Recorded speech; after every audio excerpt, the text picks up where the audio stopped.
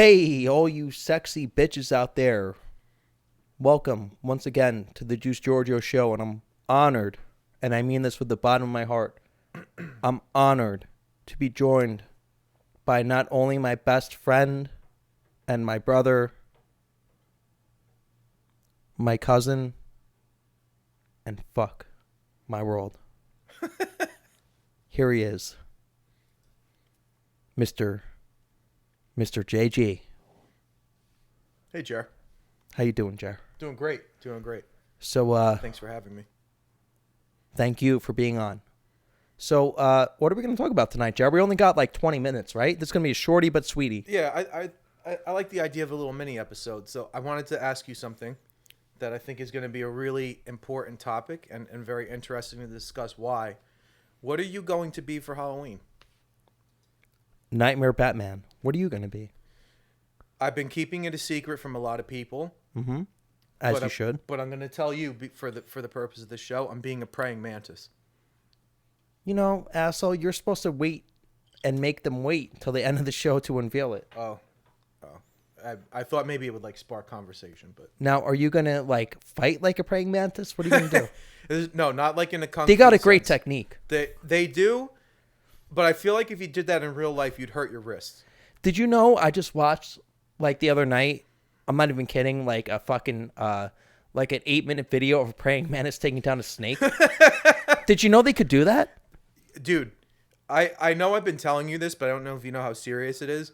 I'm habitually visited on a daily basis in one way or another. Hey, Jared, just pull that mic a little closer to your face so we sound the same. There you go. In right one there. way or another. Yep, perfect. A praying mantis somewhere in my life shows up on literally a daily basis. And I don't know why, but they're everywhere. And I feel like they're trying to tell me something, but I'm going to dress as one of them on Halloween, and maybe they'll take me as one of their own. Are you going to dress as the green kind? Yeah, of course, because, you know, that's what they're known for. And the costume I got is like a praying mantis onesie. So You're going to wear onesie like a slut? well, that's like a tradition, though, of people in our age bracket, right? You have to dress as a slutty something, whatever it may be a slutty nurse, a slutty doctor, a slutty cowboy, a slutty praying but mantis. for those that don't know, wearing a onesie basically means like you're being a slut, right? Or no? I don't know. I mean, I feel like people respect the praying mantis. It may not, you know. I was just talking about the onesie, but I'm Okay. I'm not talking about like looks like a one-piece bathing suit onesie. I'm talking Right. about like a kid's pajama where it zips up in the front type of onesie. like your feet go in it. Right, with the feety. With the feety. Like you're a kid that's behaving badly and they send you back to bed. Right. Yeah, where you put your feet in the pajamas. Right, and it has a little hood. That's what I'm doing. Now, let me ask you a question. Okay. What do you think Jack Tittle's going to wear for Halloween? He's going to be Derek Jeter. Why did you pick Nightmare Batman? Now, for those of you who don't know, Jerry is very good at making his own Halloween costumes. One time he made Rorschach from The Watchmen, and it came out like studio quality. So I'm actually really looking forward. I bought all the things myself. Because like, if you're going to do something, you got to do it right, and you got to do it yourself, like Bobby Brown. Some like old ladies knit yarn. Jerry makes Halloween costumes that come out very well. So 11 years later, that was 11 years ago when I did that. Why did you pick this character this time? Honestly, I'll tell you why. Because there was a couple of years where Batman versus Superman, we never knew we were going to get the Snyder cut. Right? Are you with me? No, that's your thing, but I know from your own description of what you're. There was a couple of years that we never knew that anything would come out of BVS, which is, I know you never watched the fucking movie. I've sent you the scene a million times of Nightmare Batman, but we never knew as BVS fans we were going to ever get the real version of the follow-up movie, which was Zack Snyder's Justice League. Okay? Now we know we're going to get that. Therefore, Nightmare Batman is back in play. And that's fucking, I got to be honest with you, and I'm sure a lot of other people will tell you this, that's hands down the coolest scene that anybody's ever portrayed in a Batman movie. It was a cool scene. I'll give you that. It was a cool scene. It's post-apocalyptic, okay? It's after Earth has been fucking compromised, and this guy is going out there trying to not only defend Gotham, he's trying to fucking protect Earth, and he fails. And he fails in the night because it's a nightmare. He actually, Superman fucking cuts him with his eyes. He looks like Batman combined with Mad Max combined with like Indiana Jones at the same time. It's really cool, and I'm glad that was never in a comic book. I'm glad it's something that Zack Snyder, the director, by the way, the visionary director of 300, which, by the way, we don't even have to go into 300 because we already know we have a very good 300 story. But right. The same director came up with this concept. What happened, or what would happen in a post-apocalyptic world if you have Batman and Superman and the Lantern and all those guys and Wonder Woman and just amazing how he nailed and he made this concept up and he nailed it. All right, so I want to shift gears a little bit because we made a couple 80s reference, and this is a question I've been thinking about, and I know you're a big entertainment buff. You really read up on this kind of stuff, and you know your thing. Why do you think it is that in the past couple years, and I fall for it, I think it's great. Why do you think it is that like the 80s revival genre of shows is so successful nowadays? I'll give you a couple examples. You got like the show on Netflix. You got Cobra Kai. Well, right? Hugely successful, tremendous show. It's just a good show. It is a good show, but there's a common theme here, and I'll tell you what I think. So you got Cobra Kai, Stranger Things, another tremendous. That's what I was going to say too. Tremendous show that follows like that 80s genre of things. You got a whole bunch of them actually. There's probably more that I'm not mentioning right now that I should, but here's what my take is. Well, I want to know the common thread, Jar. I think the common thread is that A, the soundtracks are always better. You have these really good like soundtracks that are very nostalgic for people. B, they're the common thread. Oh, a couple more examples. The remake of It was kind of like that, right? Well, if you remember when we were kids, back in 1990 or 91, that was on ABC with your boy Tim Curry, who was like the bad guy in Home Alone 2. Yeah.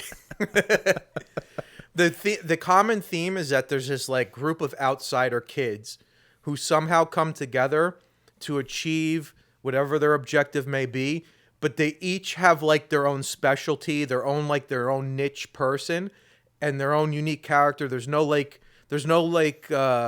melded together. Like this is like the quirky weird guy and this is like the alpha male jock. Everybody has a role. Everybody has a role. And one guy's weakness is another guy's strengths, or girl. I'm not saying a girl can't do it. Has to be females in it, or else it wouldn't work. No problem. It wouldn't work. Hey, without vaginas, we could never live. It's almost like a role-playing game where everybody's playing a role of a character and they're filling it out, but with a tremendous soundtrack. Well, Jared, what are some of your favorite songs on there? Oh my God. Where do you begin? It's got to be Cruel Summer. It's got to be Cruel Summer, which is featured in Cobra Kai Season 2.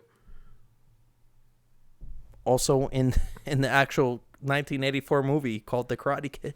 I love, too, when you see the old T-shirts that you could buy online, like on Amazon and shit. They have, like, 1984 All Valley Karate Championship Tournament and those kind of things. It's like only a select few people would get it, but it's hilarious when you do see it. Well, those shirts exist for a reason, don't they? Yeah. Yeah.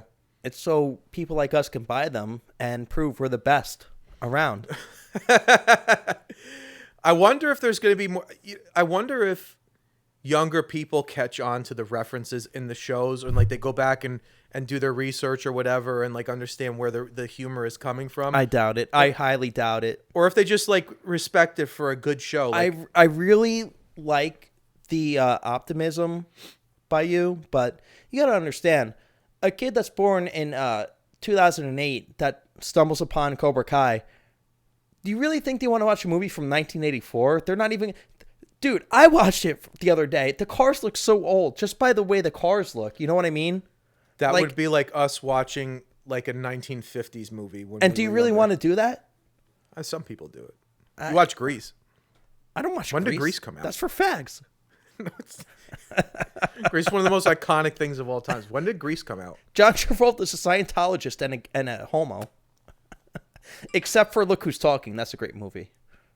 I feel bad for him because he admitted he had no hair lately. Didn't he get caught getting a massage by a dude that was jerking him off? No, he came out, he did finally come out that he wears a hairpiece.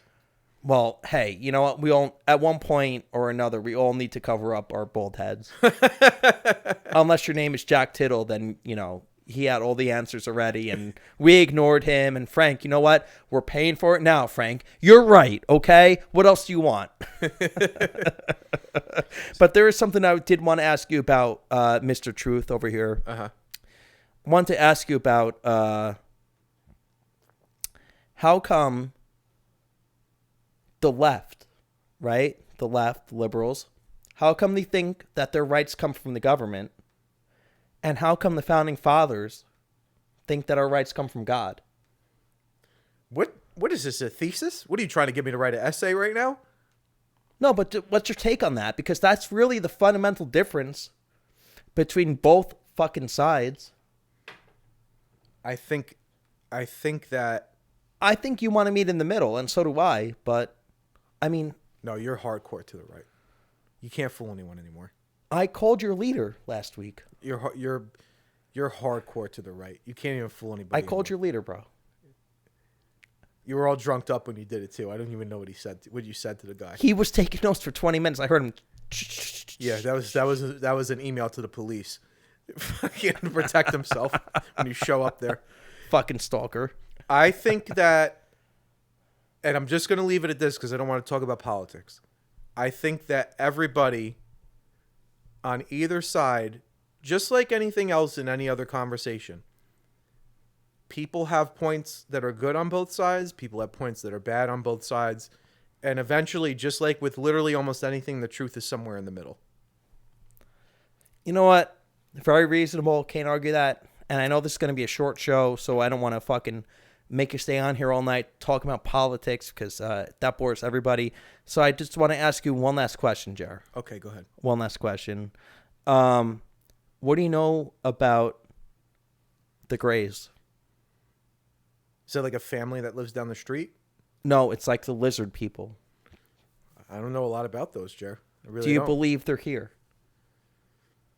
No. Do you believe there's ever been aliens on our planet? And if not, why? And if you don't believe there's been aliens on our planet, do you believe there's aliens elsewhere with intelligent life? I don't believe that because I feel like if there was, we would have found out by now. But I think that... And do you think the New York Jets will win a game this year? No.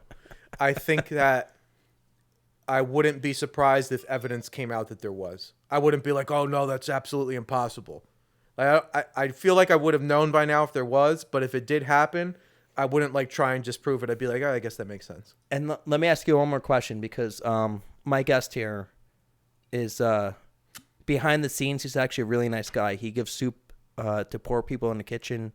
He's a former Eucharistic minister, and I just want to know, bro, if they come here, what does that mean? If somehow it's proven that because we're leaning that way, like the Pentagon has let out some information this year, bro, about that kind of stuff. Yeah, they have some like unidentified things that they release. Yeah, but I know what you're talking my about. question for you, if that's provable, if that's verifiable, factual information, what does that mean for the church and for our religion?